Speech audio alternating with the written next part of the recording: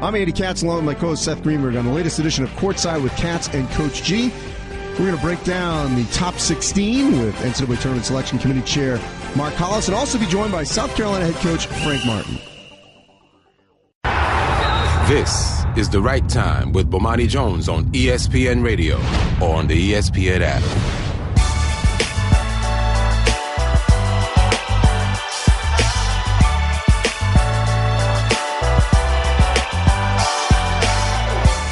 Ladies and gentlemen, welcome to The Right Time.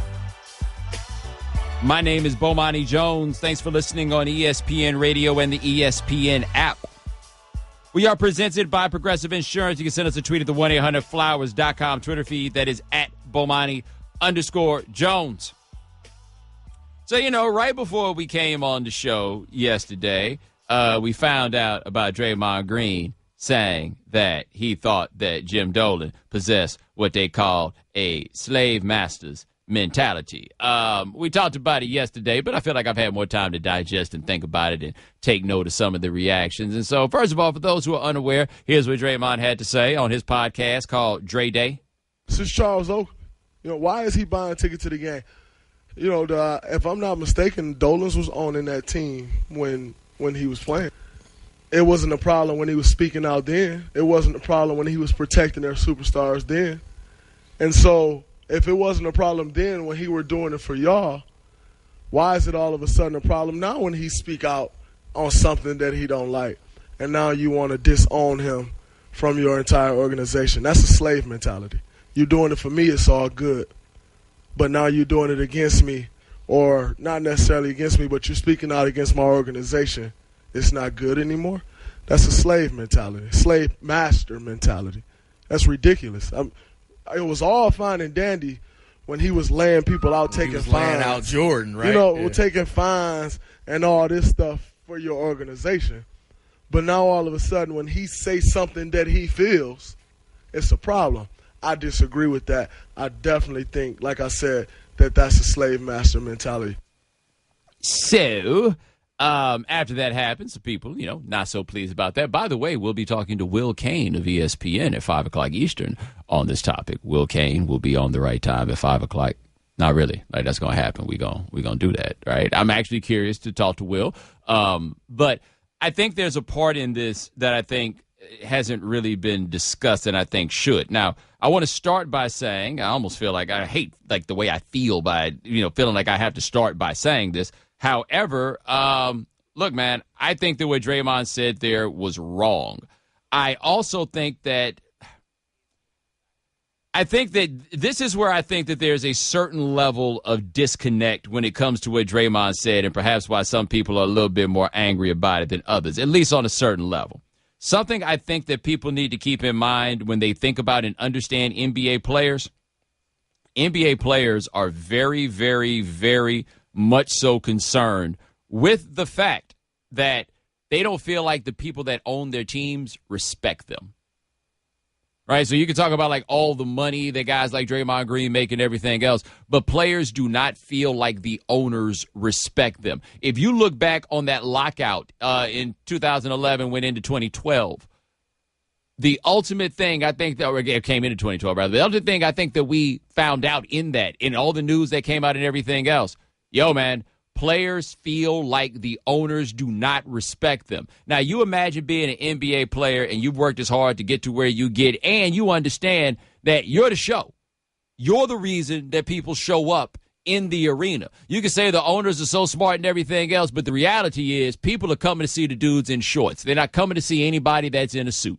Right? They are not coming to see the name on the front. They are really coming to see the names on the back. They might love the name on the front, but if the name on the back doesn't mean nothing, chances are they're not coming to watch your team. And so for a lot of NBA players, they've been in these rooms and these negotiations and everything else, and they found out, man, these dudes do not respect us. They don't. They see us as guys that they pay to go out and run around and then bring the money back. But they do not respect us. I bet if you went around and asked every NBA player, a significant majority of them would tell you, no, we don't think that the owners respect us. And don't think for a second that these cats don't resent the hell out of that. Because one thing you got to remember is this is America. And you know what gets you respect in America? Cash. Like if you got money, you get respect. You got money, people listen to you. So now you imagine being these cats in the league and you got millions of dollars in your pocket and these dudes still don't want to listen to you. That's kind of the general attitude that you got about NBA players when it comes to talking about their owners, right?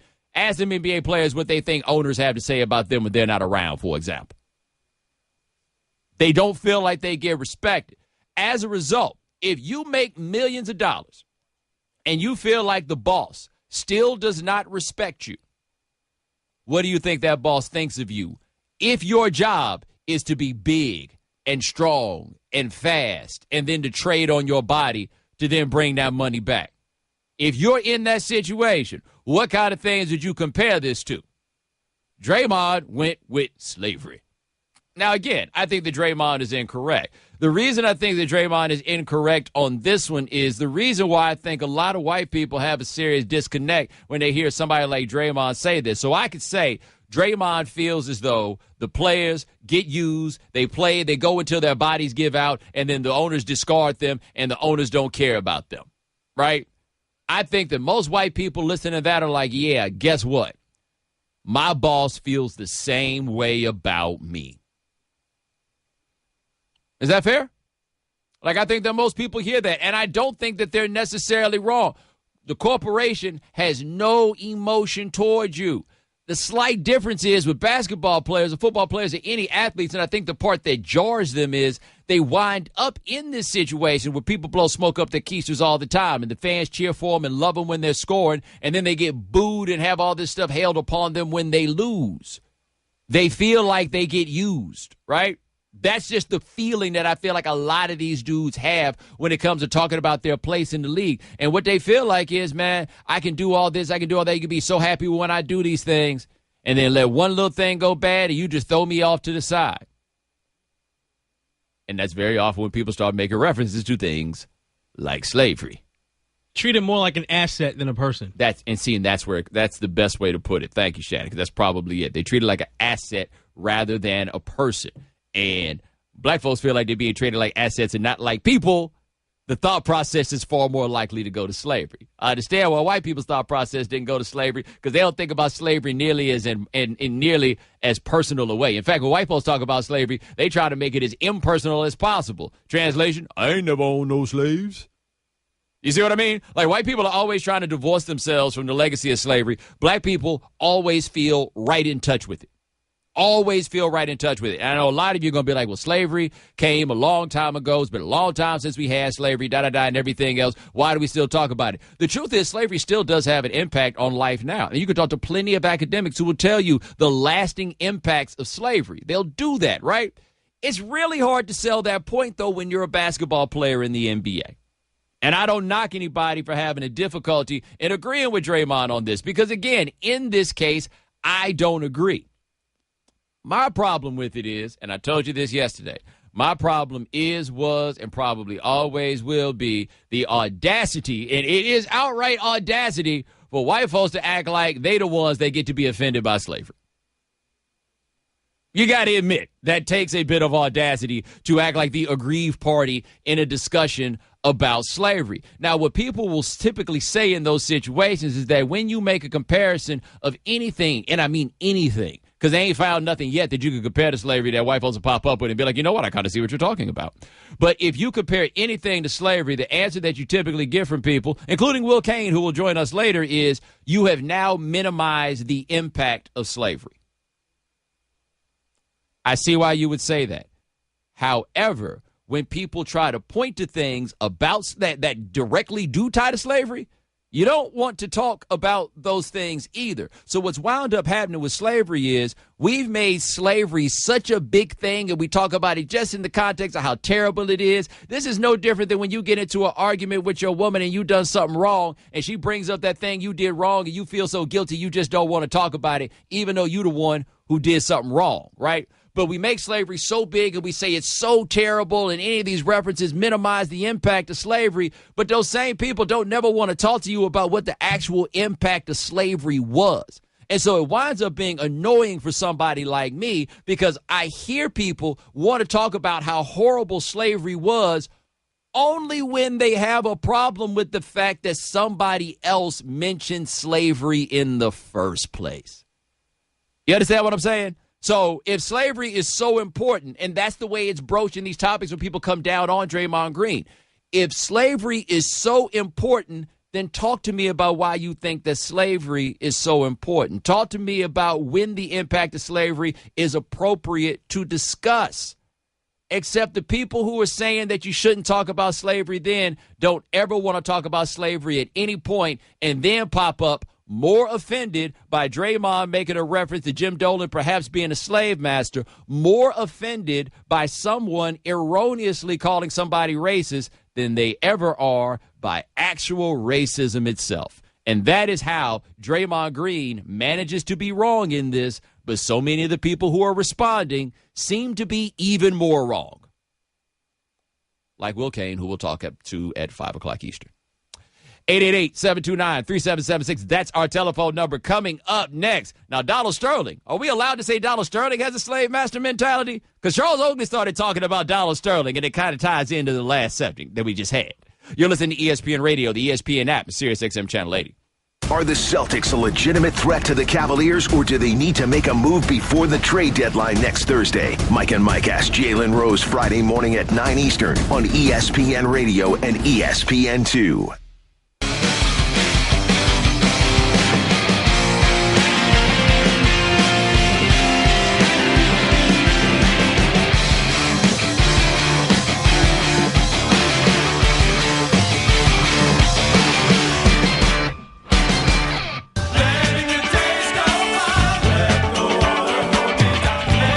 Ladies and gentlemen, welcome back to The Right Time.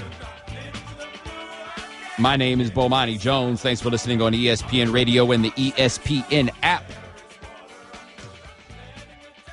888-729-3776. That's our telephone number. We are presented by Progressive Insurance. And hey, it's time for Straight Talk, brought to you by Straight Talk Wireless. Best phones, best networks, half the cost. Shannon, we must have done a good job last segment. Didn't even have that many angry people calling in.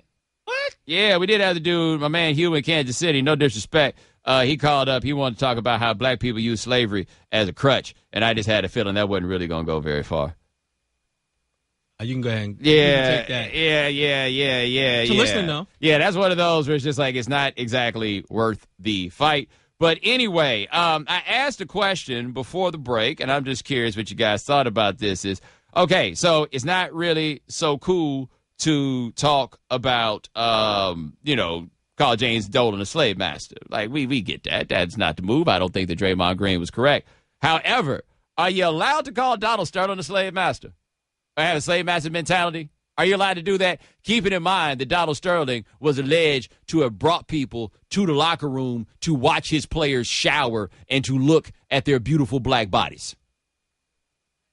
Right? Given everything you know about Donald Sterling, is it okay to say that maybe Donald Sterling had a slave master mentality? I'm just curious because I do kind of feel like with Donald Sterling, if you can't say that he had a slave master mentality, you literally cannot say it about anybody else, right? Like I once called my boss up about something I wanted to talk about on this show, and I'm a boss. He's not my boss, but he's boss-like. Anyway, I asked him about it, and he's like, well, we don't want to call anybody racist. And I was like, damn, well, we ain't never going to call anybody racist ever on this show if we can't call that cat racist, right? Like, that's just kind of how these things happen to go sometimes. Bring it back, Mike.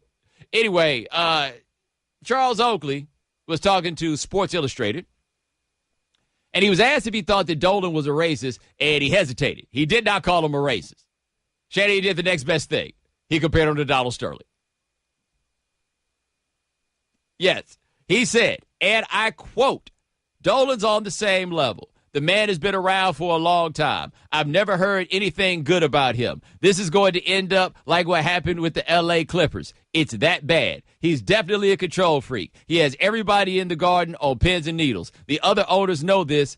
That's the bad thing about it. And I'm like, yo, bro, that doesn't sound like Donald Sterling. That does not sound like Donald Sterling. And it got me thinking about Donald Sterling. Chad, how racist you got to be where you the racist that nobody can say a word about when somebody says that you racist?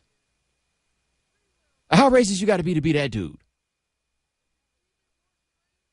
You're the level. You're the line. Like we can go close to the line, but we cannot go to that Donald Sterling line. Donald Sterling is so racist that the closest anybody could come to defending him when he played was, when he was the owner, after it happened was, well, didn't the NAACP give him an award? That was it. That and doesn't he pay black people millions of dollars? That's all they had. That's the only thing. But it's so wild. We're at this point with Donald Sterling where I think we need to come up with Sterling's law, right? Which is you can't compare anybody to Donald Sterling because we're at that point that comparing someone to Donald Sterling is like comparing someone to a dictator in a far-off land who may or may not have been in business roughly 70 years ago. Like, that's where Donald Sterling is in this whole thing. So Oakley will not call him a racist. He'll just say it's like Donald Sterling. Bruh, you might as well have called him a Klansman the way that people act about Donald Sterling. You might as well.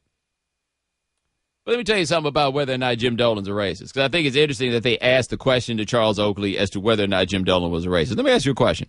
How much does that matter? Like, how much does it matter if Jim Dolan is a racist? And I asked that because, and we've talked about this before on this show, I don't really call people racist or get too deep into whether or not someone is a racist. The reason I don't is I just don't think there's that much value in doing so, right? So if I call somebody a racist, if the next thing they do that we talk about on this show is something that is not racist, then does it matter if he is, in fact, racist? You understand what I'm saying? Like, this broad classification as to whether or not somebody is or is not a racist is not what matters. What you deal with are the things that these people actually do. Reality is, if we were in a place where we were firing people just because they were racist, unemployment rate in this country would be sky high. Like, simply being a racist is not a fireable offense. We got too many of them. There's too much racism. There's a guy, Shady made a face when I said that. We got too many of them. It's too widespread. It is too widespread. Like, let me tell you something that's fascinating. There's a professor, I think his name is Edward Bonilla Silva at Duke. And I haven't read this all the way. I need to finish it, but he's got a book called Racism Without Racists. And what he says is that we talk about racism as this big force, so we can always acknowledge its presence. But when it's time to point to somebody actually being a racist, nobody can ever find one. Like, it's all this racism until you're actually talking about somebody. Then it's every reason why that person couldn't be racist. And so I was doing Around the Horn, and we decided not to talk about the Draymond thing. But as we're going back and forth, everybody I was on there with was just really concerned with how unfair it would be, the idea of calling Dolan a racist. I'm like, okay, I hear you, but I'm not about to say he's not a racist either. We got enough evidence to indicate that's a silly assumption to make of a stranger. Everybody seems so uncomfortable with that idea of not just automatically assuming that the white person isn't racist. No. That's not how that goes for me. But that's the thing. It doesn't matter to me, quote unquote, whether you are a racist. So, for example, I have a very good friend of mine from graduate school. He's in that fraternity, the Kappa Alpha fraternity. Shannon, it's kind of like your fraternity, except it's nothing like your fraternity. Right. And they're the ones that wear, like, the Confederate garb for their balls and all that stuff like that. He's a real good friend of mine. Is he a racist? I don't know. Like, our interactions are what our interactions would be. He's never said anything around me that will wind up being problematic, whatever it is. You don't know him. So I can tell you that his fraternity dresses up in Confederate suits to go party. And your assumption probably is that he's a racist. It doesn't matter. Like, this broad classification of whether somebody is or is not a racist does not actually matter. We got a big old macro issue, and we can deal with these things a little bit at a time, but I don't get much value out of saying someone is or is not a racist. I just don't. Like with Donald Sterling, right? Is Donald Sterling a racist? Yeah, he is. The problem isn't that he's a racist. The problem is he brought his racism with him to work. If you're not a racist and you bring your racism with you to work, it's the same problem as it was with Donald Sterling. You're just not going to get anywhere out here accusing people of being a racist. And guess what? You're not getting anywhere with me denying that you're a racist. All we're going to work with is what it is that you have or have not done. And with Jim Dolan, even if he's a jerk without being a racist, he's still a jerk. And the part that has the functional value is actually being a jerk, regardless of the motivation. Straight Talk Wireless, nationwide coverage on America's largest and most dependable networks. 888-729-3776. That's our telephone number. Coming up next, we got Tom Haberstroh of ESPN. He says Justin Bieber might have been able to get Chris Paul to start in the All-Star game. Wait, what? You're listening to ESPN Radio, the ESPN app, Sirius XM Channel 80.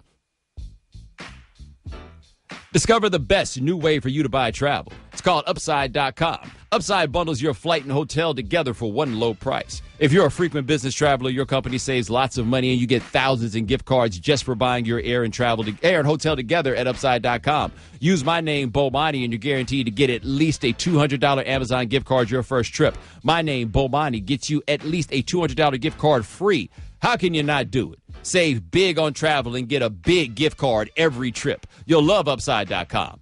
Upside.com.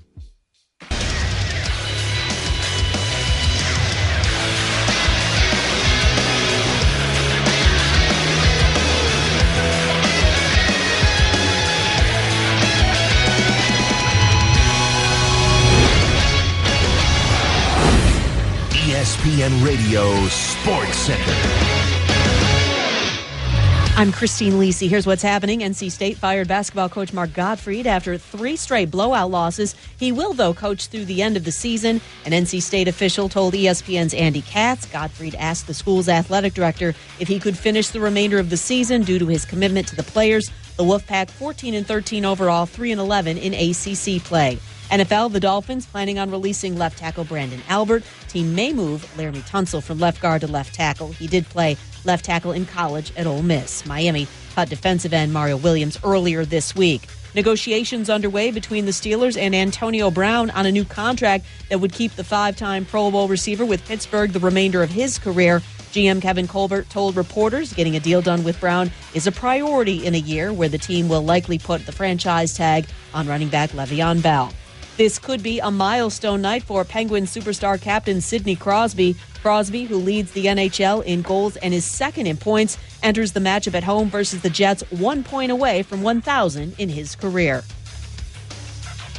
When you come to Applebee's for an all-in burger with fries and a bottomless Pepsi for just $9.99, you also get a shot at great instant win prizes. Sink your teeth into that. No purchase necessary. Open to legal 50 U.S. 18 plus. See rules at allintowinsweeps.com.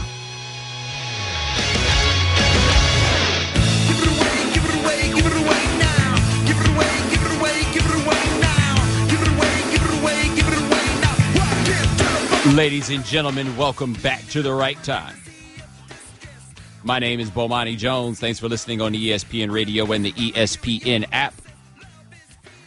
All guests join us on the Shell Pennzoil Performance Line, just like our next guest. He covers the NBA for us here at ESPN. His name is Tom Haberstroh. Now, Tom, you're a guy that's talked a lot and written a lot about rest and the need for it for NBA players.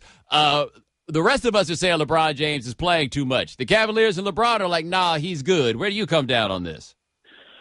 Well, I think he's not good. I don't think he's seeing this probably from a macro level of what he needs to do to get prepared for June. I think the Cleveland Cavaliers haven't played good basketball. And Tyronn Lue said the other day that he's bullheaded about playing. LeBron James is bullheaded about playing and trying to get the team back on track. But I really don't think the first seed in the East matters. LeBron James won a championship without being the number 1 seed. He's won it being the number 1 seed. Home court advantage in Game 7 last year, you saw in the finals, didn't really matter all that much. I don't think they need to press so hard in maintaining that number 1 seed. I think they need to make sure that LeBron at age 32, playing already more minutes than Larry Bird, Allen Iverson, Magic Johnson, Steve Nash in their entire careers, Andre Miller, I think they have to be very careful here because LeBron wants to play. Like, I think he, with Kevin Love being injured, a guy who probably shouldn't have played in that back-to-back the other day when Tyronn Lue said in Indiana, he's going to give those guys a day off. And instead, the 3 guys, Kyrie, Kevin Love, and LeBron said, no, we're good to go. And they all play. Kevin Love, a couple days later, they find out that he has a loose bodies in his knee. And I'm not saying that back-to-back is what caused it, but it certainly aggravated it in some way, and it's not good that he's out for 6 weeks. So that's a kind of cautionary tale for LeBron, is fighting through these injuries and toughing it out. In the end, I'm not so sure it's worth it. Are you surprised that he's been as durable as he's been over these 14 years? Because I was thinking about this. We rarely even hear about off-season surgeries for LeBron. No, I don't think he's ever had a serious injury in his NBA career. And look, the guy built a cryotherapy chamber. I don't know if you've ever done those, but it's like you basically have a freezer that's like a negative 100 degrees Celsius, this chamber that's supposed to like freeze all your muscles and help kind of recover. He built one, or he installed one of those in his house because it was just such a pain for him to go all the way down to the arena to get it. And only a few teams in the NBA have this kind of technology, and he put one in his house. I've heard estimates that he spends $1 million of personal money on recovery and tech and just all that stuff on his own body. So this guy invests a ton of money, but at the end of the day, I think a lot of this preventative stuff, preventing injury, is a huge thing in the NBA, and that's why you see these DNP rests, Bomani. There have been 69 DNP rests, meaning healthy scratches, where guys could feasibly play, but the coaches or the medical staff say, you know what, we're going to give you the night off, a healthy scratch. Last year there were 40 at this point, which means that's 73% increase since last year. And that's a big worry for Adam Silver and the rest of the NBA. If you got these games on Thursday night, TNT, or Friday night, Saturday night, Sunday, ABC, and LeBron has to sit just because he's healthy, but he just doesn't want to hurt himself, that's a bad look for the NBA. All right, talking to Tom Haberstroh of ESPN. Switching gears a bit, the All-Star Game is here. This is, earlier we talked about, who got voted in, and people complain a lot about the process. But what's the role you think the social media is playing in this? So we got a tip, Baxter Holmes and I at ESPN, we got a tip that Kawhi Leonard's All-Star votes were kind of wacky online. They were fishy. There were a lot of Twitter votes coming in for Kawhi Leonard. And as you know, Kawhi Leonard's not out there campaigning for himself, right? Like, he's not out on Twitter every day doing this whole thing that Joel Embiid, right? He's not doing that. Turns out that there was a guy from Macedonia who's building Twitter bots to retweet any vote for Kawhi Leonard and hashtag NBA vote 10 times. So every single time someone voted for Kawhi Leonard, it was retweeted 10 times by these bots from a fan in Macedonia. And the reason why this is super interesting is because we also received a tip that Donald Trump's campaign digital director, the guy who essentially built this huge network of news to send directly to Facebook, people's Facebook feeds, he's from San Antonio.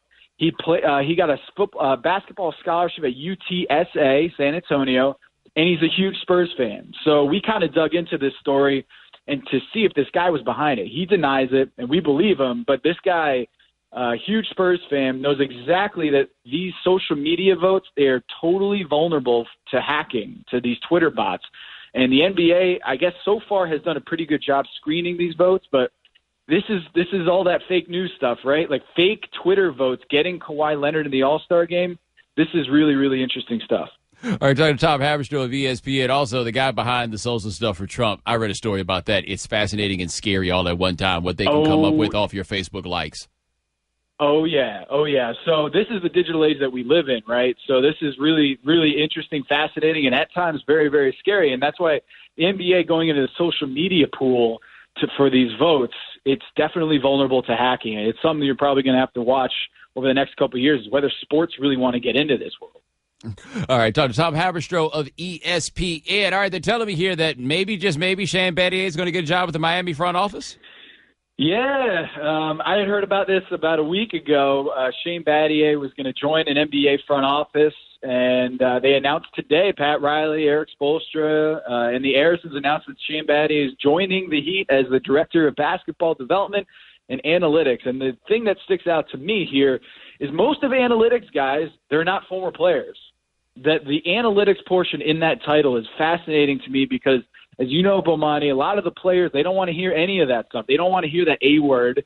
And for Shane Battier to be hired into an analytics position, I think that's very interesting in terms of bridging that gap.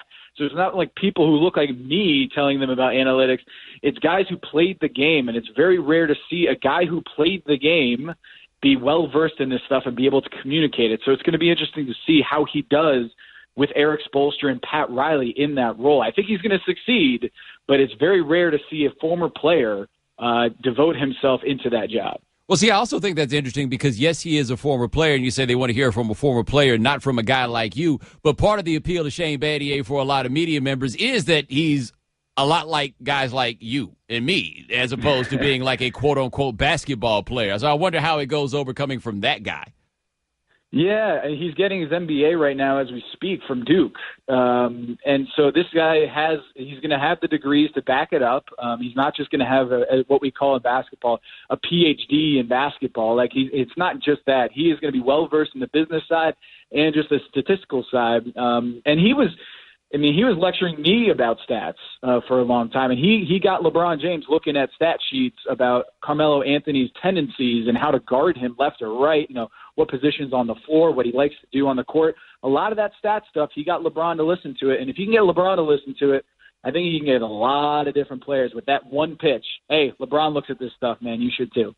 On a different day, we can talk about how having an MBA is not the degree that makes me believe you know a damn thing about anything in this world whatsoever, other than how you got in the first place. I admit I get a little bit obnoxious about them damn MBAs. Just saying. I hear you. I didn't make up the term. I'm just repeating what other people said. Yeah, man, I got you. Sorry, it's the economist in me. I had to go all intellectual snob on him. Tom Haberstroh, check about covering the NBA. You gonna be in New Orleans this weekend? I am not. I got a newborn I got to attend to. I would be straight headed to divorce if I left after 2 weeks with a newborn to go to New Orleans. Come on, Bomani. I mean, just check it, man. But hey, congratulations on that. We'll talk to you soon. Thanks, Bomani. All right, now ESPN Radio is presented by Progressive Insurance. Now you can test drive Snapshot to see how much you can save before switching to Progressive. Visit progressive.com/snapshot.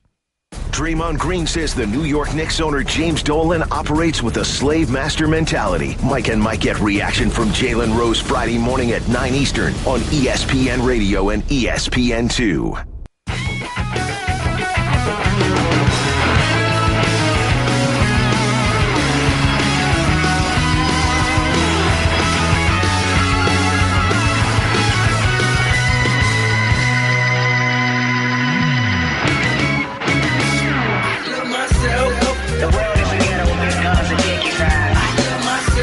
Ladies and gentlemen, welcome back to the right time.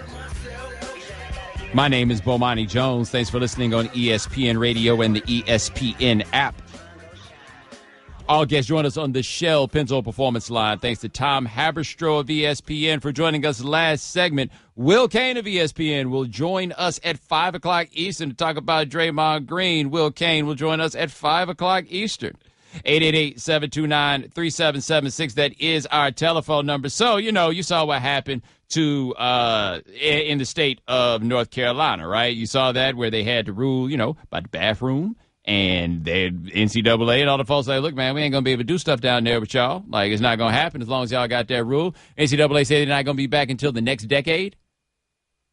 What do we have going on this weekend? The NBA All-Star Game. That's right. It was supposed to be great call. Supposed to be in Charlotte. Nope. It's going to be in New Orleans. Nope. People said, we pulling this money out of here. I told you the thing with Charlotte that got lost in this. Because remember, Michael Jordan put something out saying, no, we don't like this law. And I was like, wow, surprised to see Mike say something political. But what you forget about Mike is they got events in that arena when basketball isn't being played, like concerts. And they were losing out on that concert money at whatever that is. It's still Time Warner Cable, whatever they call it now. But they were missing out on concert money at that arena. They're like, oh, no, we're not going to have that. So we've seen this, that somehow, with these laws, sports can be used to kind of move the way that these states handle things. Now, the state of Texas apparently is trying to push through a law that seems very similar to the North Carolina one. It says that you'll be required to use a bathroom that corresponds to the sex listed on your birth certificate, right? So it's kind of same as that law. An NFL spokesman sent an email that said, if a proposal that is discriminatory or inconsistent with our values were to become law in Texas, that would certainly be a factor considered when thinking about awarding future events. And the NFL really only got one event to award. It is the Super Bowl. Like, that's what they have to award. So you got Houston, you got Dallas. Houston just had a Super Bowl. Jerry's got that stadium there. They want to have Super Bowls. Like, that's what they're here for. Okay, cool.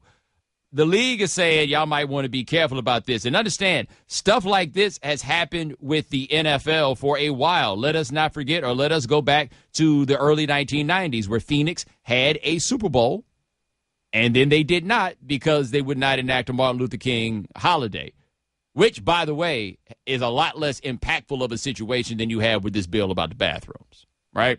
But anyway, they took that away from Phoenix because of that, and then eventually they changed the law in Arizona, and now Arizona has Super Bowls every now and then. The governor of Texas, however, he ain't about that back down. His name is Greg Abbott, and you got to understand, man, I'm from Texas, and one thing the Texans are not about is you telling them what to do. Just generally across the board, it is not a state where people are here for you telling them what to do. So here's what the governor has had to say about this. He was talking to Glenn Beck, and he said the NFL, quote, is walking on thin ice. Shannon, what does that mean? Like, does the governor of Texas have some powers over the NFL that I'm unaware of? Right, is that a don't mess with Texas? Yeah, what are you talking? Like, what are you going to do, send the Army? You going to send the Texas Rangers to Park Avenue or something? What, Texas going to succeed from the NFL? Be careful. Be careful. Somebody's always a half step away from trying to do that. Just so you know. Like, they ain't a whole the notion of secession in Texas is not really a joke to that many people.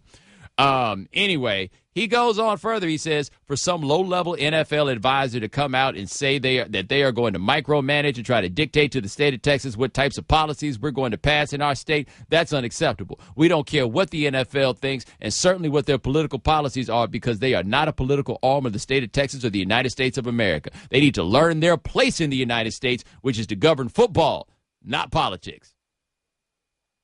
Fool, they govern football and they govern where the Super Bowl goes, and they're telling you they ain't going to give you the Super Bowl if you keep this up. Like, they're walking on thin ice. No. Like, if you don't care about the Super Bowl being in the state of Texas, that's fine, right? Like, that's on you. That's not something for you to be concerned with. Okay, that's whatever. You going to come out here and threaten them? Like, I'm being serious. What are you threatening them with? Like, what are you, governor of the state of Texas, going to do to Roger Goodell? Because, look, all Roger's got to say is, you got 2 teams in Texas. We got 30 teams in the league. All of them would love to host a Super Bowl. And we got enough teams that we can go around and we can find places. And look, NFL don't even need it to be warm anymore to have a Super Bowl. I think I looked it up, Shannon. I think they're having the Super Bowl next year in Minnesota. Minnesota. They don't even need it to be warm in the places these days. Minnesota next year. Detroit is upgrading to Ford Field so they can host another Super Bowl. Oh, gosh. Let me know those years so I can remember not to go. But anyway, like, these things are happening. This cat's out here like, yeah, you ain't going to tell us what to do. Cool. You're not going to get the Super Bowl. Now, what I wonder is, how'd this go over with Jerry Jones when he hears this dude talking all this noise? He's like, nah, bro, you need to fall back. Or how'd it go with Bob McNair? Like, I don't know how politically connected Jerry Jones is. I'm sure Jerry knows guys, but I don't know, like, how much he cares about those things.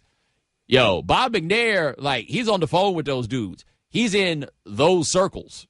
Bob McNair probably called that governor and was like, dog, if you don't sit down and be quiet so we can all come out here and get this money. Like, I understand you all concerned about these bathrooms right now, and that's cool. I might care a little bit, but you know what I care a lot more about? Getting this money. Will you be quiet so we can go out here and we can get this money? You're going to tell Roger Goodell what to do. Good luck with that, buddy. 888-729-3776. That's our telephone number. Coming up next, we'll talk to Will Kane about why he's upset with Draymond Green on ESPN Radio. The 2017 NBA All-Star Game. DeRozan, Kyrie, and LeBron lead the Eastern Stars into New Orleans. Butler throws it down with 2 hands. Wow. Kyrie Irving. James splits a double, drives and throws it home. To face the West, led by Kawhi, Durant, and Curry. James Harden stirring it up. Durant throws it down. Nothing but net. Steph Curry. Coverage begins Sunday at 7:30 Eastern on ESPN Radio and the ESPN app. Scott Burnside, ESPN.com here on the latest edition of Hockey Today, the podcast. We catch up with breaking news in Montreal with a coaching change there, and hear from Pat Maroon of the Edmonton Oilers and Jason Chimera of the New York Islanders. The NBA All-Star Game this Sunday. Here's Curry behind the back, half-court heave on its way, and he hits it! Coverage begins Sunday at 7:30 Eastern on ESPN Radio and the ESPN app.